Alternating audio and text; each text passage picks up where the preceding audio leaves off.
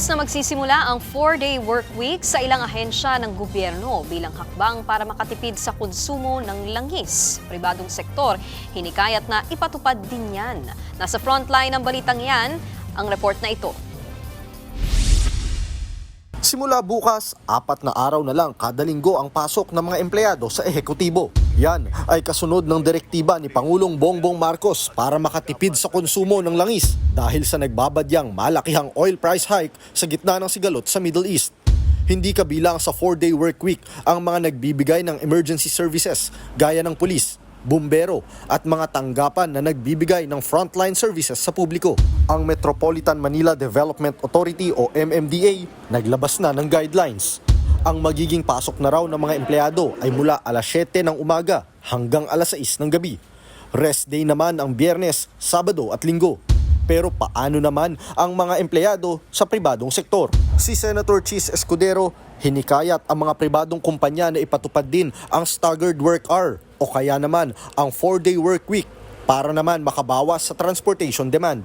Pati si Senator Win Gatchalian, pabor dyan, basta raw make sure that the people don't go to the mall or go outside when if we implement 4-day work week. But then the tendency of people is they stay at home and they just work at home.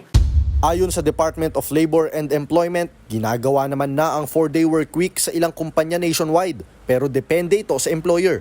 Kung ipatutupad, dalawa ang posibleng sitwasyon. Una, pwedeng isiksik sa 4 na araw ang 40 oras na working hours. Pangalawa naman, literal lang na bawasan ng araw ang trabaho. Ang epekto nga lang yan, una po is the productivity of the establishment baka po bumaba. Kasi nga po, isang araw po na mawawala ng trabaho sa kumpanya, mga manggagawa, bababa po ang output. Yung isa naman po sa kabilang banda, makikita rin po natin na maaari pong bumaba naman ang sweldo ng mga manggagawa, especially dun sa mga daily paid workers kung mababawasan po ng isang araw. ano naman ang say ng mga kapatid nating empleyado? Sa akin po, pabor po ako dyan dahil sa kung minimum wage po is maganda po sa amin yun.